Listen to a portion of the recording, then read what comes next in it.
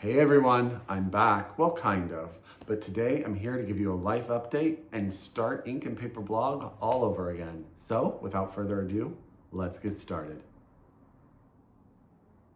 Hi everyone and welcome back to my channel. It's Russell with Ink and Paper Blog. How are you all doing today? As always, I hope you're happy, I hope you're healthy, I hope you're safe, and of course, I hope you're reading a good book or two or three or four. I am finally settled down in the city of Portland, Oregon, and boy, do I have some stuff to tell you about. I have a life update, and then I thought I would just share with you the top books that I've read this year, because though I haven't been putting up videos, I have certainly been reading, and I have a bunch of books that I want to make sure are on your radar. So, life update first. It took a long time for us to get into our new house. We put our house in the market at the beginning of January, and it took very, very long for it to sell. There's a lot going on in the world. It didn't go the way we wanted it. It was a lot, just to be honest. But we were able to stay with my parents for quite some time, longer than I think they expected. So big thank you to mom and dad. We would not have been able to do this without them. But we have finally settled in our new home in Portland. We love the area we are in. We can walk to so many restaurants. We already have our favorite Mexican food place, and we've tried so many different things. And I can get to 3 different Powell bookstores in 20 minutes. So can't complain about that. And there are so many amazing independent bookstores in the city of Portland. So yeah, I'm really lucky. Our house though is in, let's just say, disarray. We are in the process of doing so much construction. We put a new roof on, we are redoing a bathroom, we're redoing the kitchen. In a room right over there, Dan is actually gonna be building me a library, so all my books are in boxes in that room. So things to come, exciting things to come. So you are in our foyer right now, and this is where I'll do some videoing. We'll see how this goes. But without further ado, big thank you, by the way, to all of you that put comments on my old videos asking how things were going.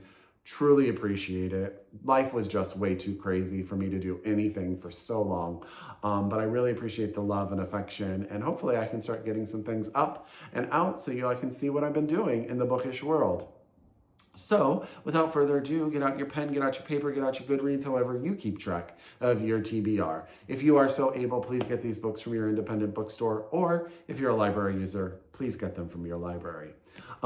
Big apologies in advance. I'm probably pretty rusty at doing this whole thing. So I'm gonna do my best. I have been trying to figure out how all of this goes. So we'll see how we do here today. I have a stack of books here, alphabetized by author, but they are some of my favorite reads of the year so far.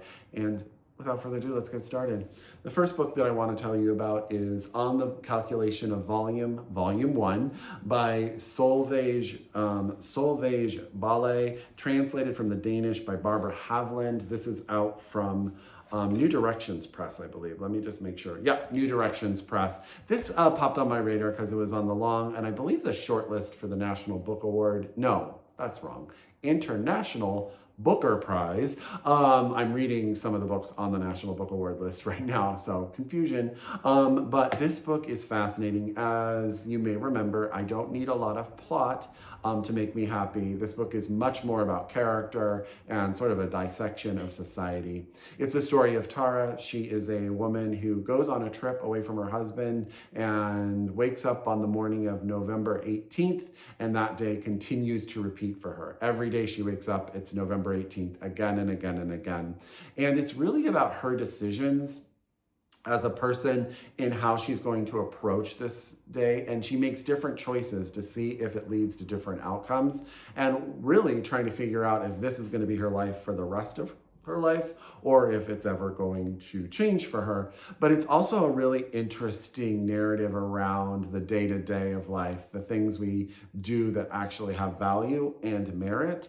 I thought it was beautifully written and translated. It's fantastic. It really left me thinking. There is a volume 2, and I think there's a volume 3 to come as well. So definitely more to dive into. But yeah, that's On the Calculation of Volume 1 by Solvej Balle, and this is translated again by Barbara Haveland. So I'm doing my best, but this is getting back into the groove of things here. A book that probably needs no introduction is Flashlight by Susan Choy. This is out from FSG.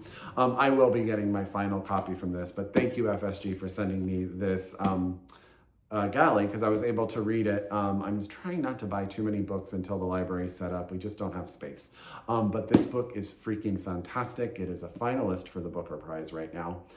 This is the story of a family. One day, the young daughter and the father go walking on a beach in Japan, and the father disappears, is presumed dead, and it's about the family moving on. And we find out a bunch of things. We find out how the family and the relationships between the mother, the father, it's a mixed race family.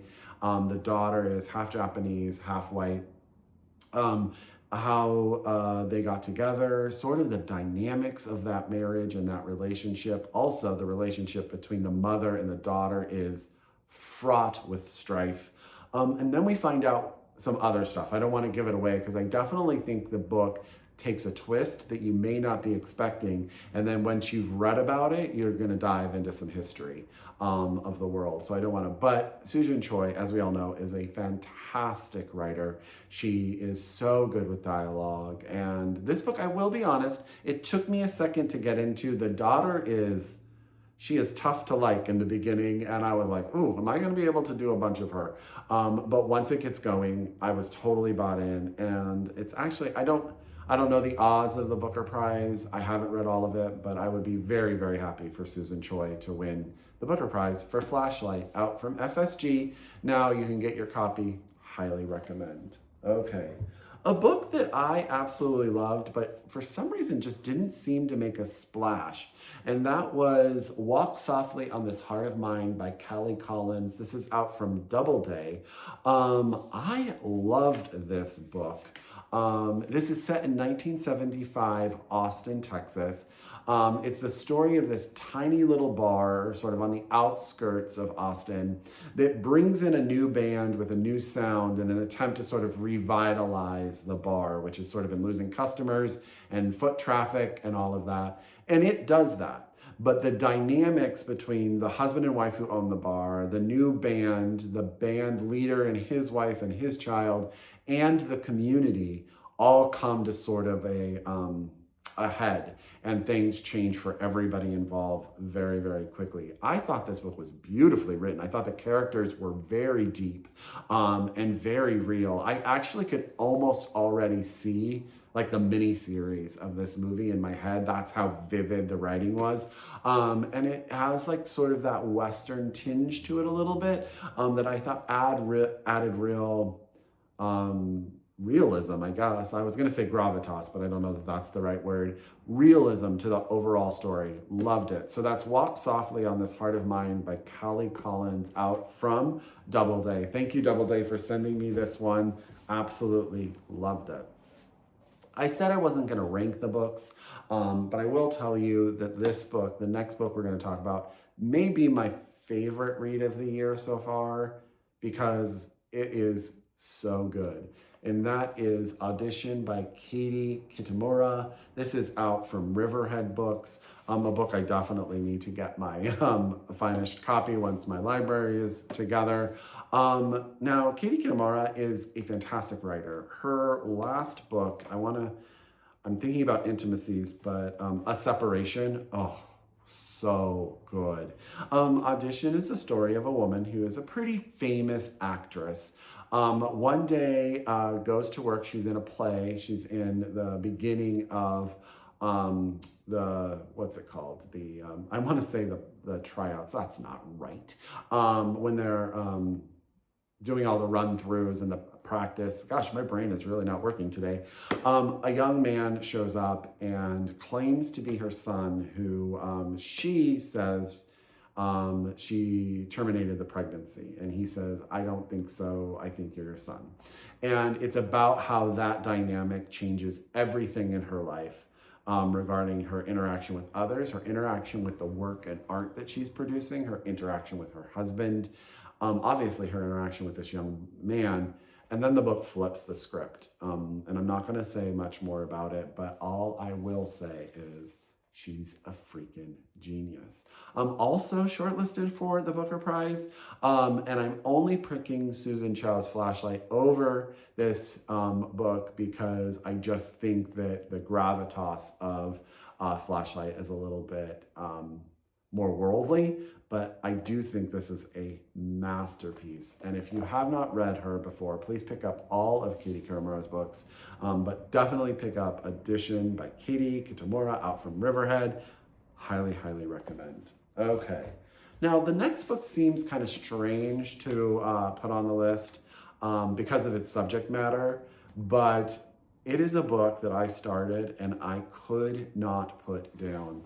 And that is Fox by Joyce Carol Oates. This is out from Hogarth Books. I had seen Shelf by Shelf talk about it, and he was talking about how he read it and he just couldn't stop reading it. And I was like, you know what? I haven't read a lot of Joyce Carol Oates in a very long time. I'm going to pick it up. He wasn't lying. I read the whole book in maybe a weekend, and it's a bit of a chunkster, but it is a tough topic. Okay, so the book starts with a murder in a sort of nature preserve. We find, we find a dead man in a car, and it is an investigation into that murder. But what happens is the book talks about this school, this private school that is profoundly influential in the area where this man is found. And we learn about the school and specifically a teacher, Mr. Fox.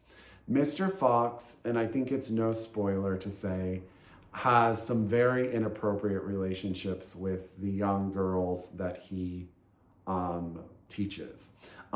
What Joyce Carol Oates does amazingly is that the utter creepiness and like disgust of that is like there on the pages, but also sort of the charm of him and why these young girls fall into it. We find out his history as a teacher throughout years. We find out about the different relationships he sort of puts out there with adults to hide.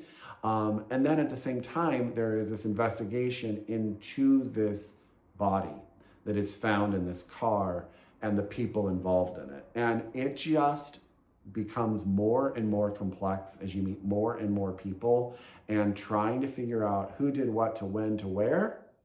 It is so good, y'all. It is a thriller in the highest regard, but it's also like this weird meditation on this man and his, I don't know how to explain it other than to say it's very well done and creepy and gross and fantastic. It is a crazy book, but I absolutely loved it. So that's Fox by Joyce Carol Oates. Out from Hogarth Books. So again, I asked for some patience as I get back into the plot of Rita talking about books with y'all. Okay, the next book I want to tell you about is a short story collection that is Are We Happy? Out by Lori Utzlin. This is out from Astra House. Now, Lori Utzlin, I've had the chance to interview on my channel. Her and her wife were very lovely to me. Her wife has had a couple books out. Lori wrote a book a few years ago called After the Parade, which I thought was absolutely brilliant and won a bunch of awards. And this is her first short story collection in a while, actually. I know she's a teacher. I know she does a lot of editing and stuff like that. And I love her writing. And this short story collection was fantastic. There is not a bad story. Sometimes, you read a short story collection and there's one where you're like, nothing like that. Lori has a way with words. She has a way with being able to condense something into a short form that you don't feel like you're missing out on any part of the actual narrative. She's great with people in dialogue, and I just thought this was so good. I'm actually reading a really amazing short story collection right now too, and I think both Lori's book, Are You Happy? And that are gonna be in my top 10 of the year. I just thought it was so good. So again, that's Are You Happy? Stories by Lori Utzlin, and that is out from Astra House Books. Highly, highly recommend. Okay. Another book that I thought people were going to sort of gravitate more when it came out, and I didn't hear as much about it as I wish I had because I thought it was amazing, and that's The Imagined Life by Andrew Porter. This is out from Knopf, and this was a book that I really didn't see coming. This is the story of Stephen Mills. We find him at the beginning of the book. He's sort of his wife and his son has left him. He is really at a crossroads in his career, and he decides to go on a road trip to find out what actually really happened to his father. We find out his father was a pretty influential professor at a university who, and it's no spoiler, it comes up very early, he did not get tenure, and it sort of changed the course of his father's life. So Stephen, our main character, goes on a road trip to many different cities. He actually, I think, winds up in Portland for part of it, to investigate. He interviews different people. And the book flashes back to when he was a kid, when he's watching everything go on. And then he's getting different pieces of that filled in by these people he's meeting. And he never really heard from his father again. And he doesn't know whatever really happened. His mother has passed, and their relationship was very tight, but very confused by whatever happened. It's complicated, it's messy family drama, but it's also very much about a man trying to figure out, what do you do next, and how do you put the past to rest so you can live in the future and develop relationships with the people that you love. So that's The Imagined Life by Andrew Porter, out from Knopf. Highly recommend. Only a few left. Also by Knopf, let's talk about Ordinary Love by Maria Rutskotsky. And it came with this really pretty flower. This was a book that, again, it showed up and I was like, oh, thank you.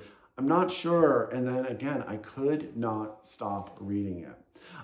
This is the story of Emily. Emily lives in Manhattan on the Upper East Side. She has a husband and she has 2 children. And we find out throughout the book that the relationship with her husband got some stuff going on. Her husband has some very abusive tendencies, and something happens and Emily decides she's got to take a step away. And in so, she winds up running into a woman that she used to date before she met her husband, named Jen. And that sort of interaction changes the way that Emily starts to figure out what her future. A lot of books that I read this year were about people's futures and reevaluating how we are going to see the future. And given everything that was going on in my life, it kind of makes sense.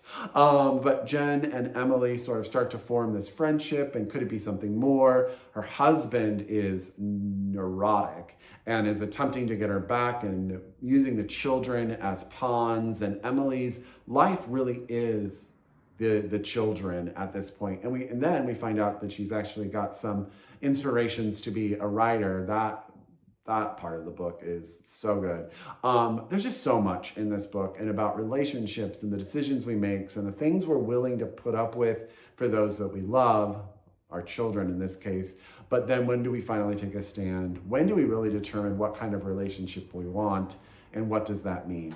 I thought it was fantastic. So that's Ordinary Love by Marie Rutskotsky, and this is again out from Knopf. Okay, this is the one I've been most worried about, because you know how I can really struggle with some authors' names. But this is The Anthropologists by Asigul Savas. This is out from, I think it's Bloomsbury. Let me check real quick, just because, yes, Bloomsbury Publishing. I had read their last book, which was called The White on White, which was really, really good. Again, this book is a lot more about people and relationships. It's really the story of a couple searching. They are, what's the word? They live in a different country than they grew up in. There's a word for it. You know what I mean. But they are searching for a place to settle down, a home. The main character, she is like a documentary filmmaker, and she decides to document this park and everything that goes in this park in this area of town. And it's really about their relationship as a couple, their relationship to the town and the city and the people, and how they always sort of continue to be outsiders. They never choose to really turn it into their home. It is really, really good. She is a fantastic writer. Her prose are next level. They're short books, but they pack quite a punch. So that's The Anthropologists by Solvej, and I apologize if I'm mispronouncing that. And again, that's out from Bloomsbury. Okay, I'm down to my last two, you all, but I have almost a year worth of stuff to talk about. Second to last, I just want to make sure I am late to the game regarding Remarkably Bright Creatures by Shelley Van Pelt. This is the paperback copy, and this is out from Echo. I know, and how beautiful is this, by the way? Just how beautiful is this book, y'all?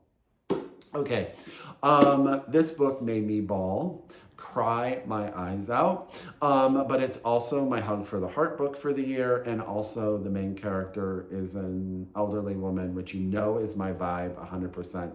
Our main character is, her husband has passed, and she is still working. She's, in her 70s, I believe, and she works as a nighttime custodian at an aquarium where she develops a relationship with a giant octopus. And I'm going to leave it at that, because you're going to be like, Russell, what does that mean? It is worth the pages. We get the point of view from the octopus, who has been in captivity for a really long time. We sort of figure out his story as well. And then we also have another story of a man who his mother and he have been very disconnected. He's really down on his luck. He has a hard time keeping a job, and he needs money. And he winds up coming to this town in search of the father of a man he thinks is his father, who is very wealthy, winds up getting a job at the aquarium for a couple of reasons, and how that dynamic changes their entire life. It's about deciding when is time to really cut ties with the working world, which I thought was really interesting. This woman does not want to retire. She loves it, but things start to happen. Age starts to happen. And her friends, this tight-knit group, start to sort of go away as they go move in with their children or move to retirement communities. What does she want to do? And the love between her and this octopus, he is very clever, the octopus, makes some very astute observations about humanity, and just this whole it's so good, y'all. And by the end, I promise you will be in tears. It is so good. Remarkably Bright Creatures by Shelley Van Pelt, out from Echo in paperback, and it is beautiful. And yeah, it was worth my time, 100%. Sorry I'm to it late. Last but not least is The Emperor of Gladness by Ocean Vuong. This is out from Penguin Press. And Ocean Vuong, is a poet by nature, so that is in every page that he writes. He is so poetic in the way he talks about the world and the people. And again, this is the story of a young man and an old woman, right in my vibe. The young man at the beginning, life has gotten very tough, and at the very start of the book, trigger warning, it does have some discussion of suicidal thoughts. He's about to jump off a bridge when an old woman starts yelling at him and makes him come into the house, and he winds up becoming her caretaker. We find out she's dealing with dementia. She does have a son who is not really involved in her life, but eventually wants the property that she is living in, the house she is living in. It's about their dynamic. He winds up getting a job at this sort of, I want to say, if you all know what Boston Market is, that's what the restaurant reminded me of. But it's about his relationships with his coworkers. He has a cousin, I believe, that works there as well, who is, I want to believe, on the spectrum in some way, has a very complicated past with his family. There's so much going on in this book, but it never feels convoluted. It never feels like you don't get resolution, but it comes down to the friendship between this young boy and this old woman who is really struggling keeping tabs on the universe. There are times when she flashes back to World War II, and the way he comforts her through those is just so well done. I highly recommend it. I thought it was beautiful. Some books get a lot of praise, and they deserve a lot of praise. And that is definitely true for The Emperor of Gladness by Ocean Vuong. It is worth your time. So I think that was 11 books, I think. And I hope that I have convinced you to read one or two, or maybe all 11 of them. I am so glad to be back. I know this video is a little long, but it's been a while. And I hope you will just flood the comments. I will do my best to respond to everybody. And I will continue to make videos from this little chair in my foyer as our life goes on. So as always, thank you so much. I wish you, oh my gosh, I can't remember what I used to say at the end of this. So happy reading. I hope you read globally and shop locally. And until next time, happy reading. Bye, everybody.